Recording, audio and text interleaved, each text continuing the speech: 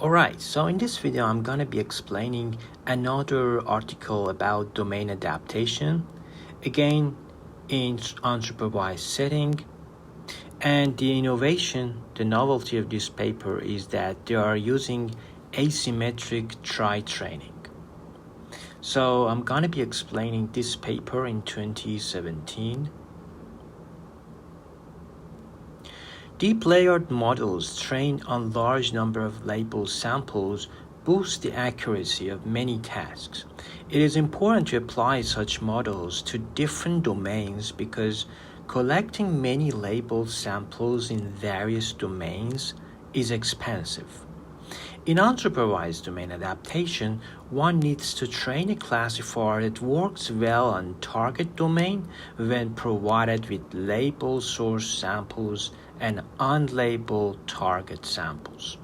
Although many methods aim to match the distributions of source and target samples, simply matching the distribution cannot ensure accuracy in the target domain. To learn discriminative representation for target domain, we assume that artificially labeling target samples can result in a good representation. So sometimes we call it pseudo-labels here. Training leverages three classifiers equally to give pseudo-labels. Yeah, they mention it here. To unlabeled samples, but the method does not assume labeling sample generated from a different domain. In this paper, they propose an asymmetric tree training for unsupervised domain adaptation, where we assign pseudo-labels to unlabeled samples and train neural networks as if they are true labels. Of course, pseudo-labels are noisy, so you should be careful to consider some techniques to reduce that noise. Just like the problem of distance supervision, although it's very interesting, but it produces noisy labels. So in this work, we use three networks asymmetrically.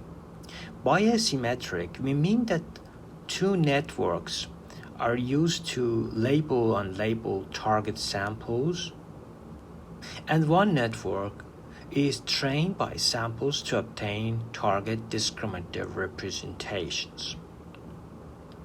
And they evaluated on digit recognition and sentiment analysis.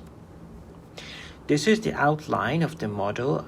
As you see, they assign pseudo-labels to unlabeled target samples based on the predictions from two classifiers trained on source samples. So this is the unlabeled target samples. We have two classifiers. This classifier says it is class A, another classifier says, oh, it is class A. And then you have these pseudo-labeled target samples.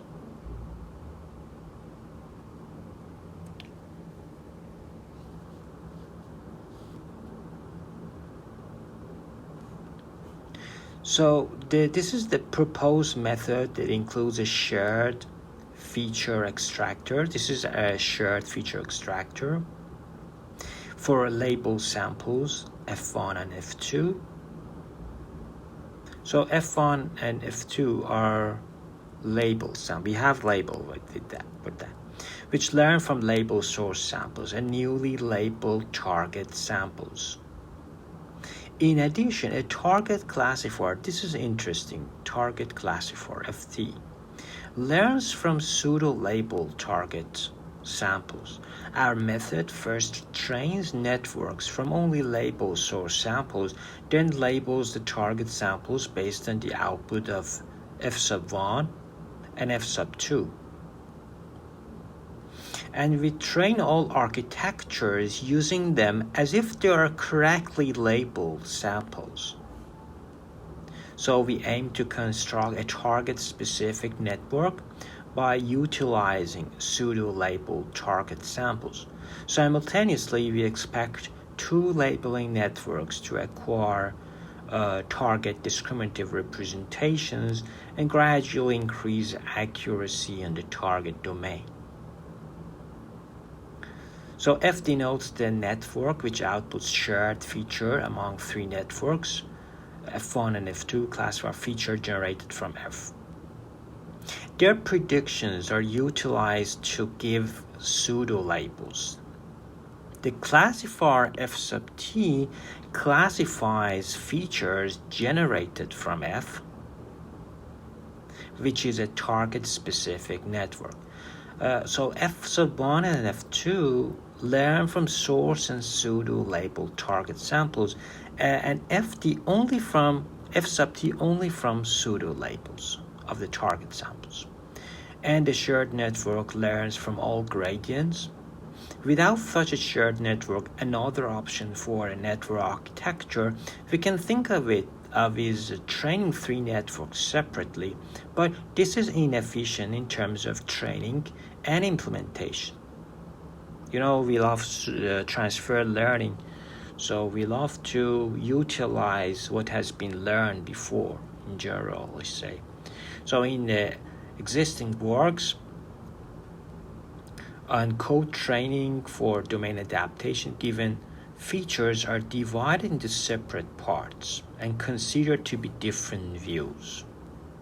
So as we aim to label target samples with high accuracy, we expect F1 and F2 to classify samples based on different viewpoints.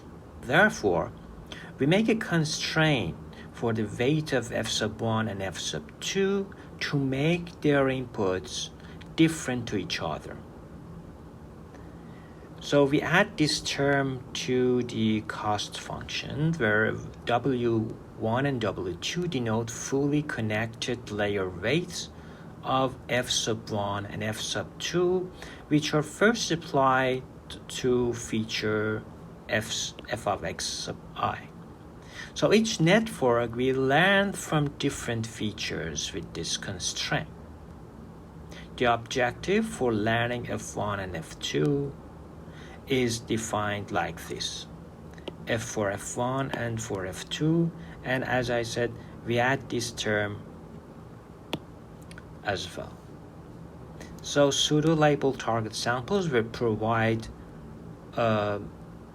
target discriminative information to the network. However, since they certainly contain false labels, as I said, it is noisy, so it produces false labels. We have to pick up reliable pseudo-labels. So the entire procedure is shown in this algorithm.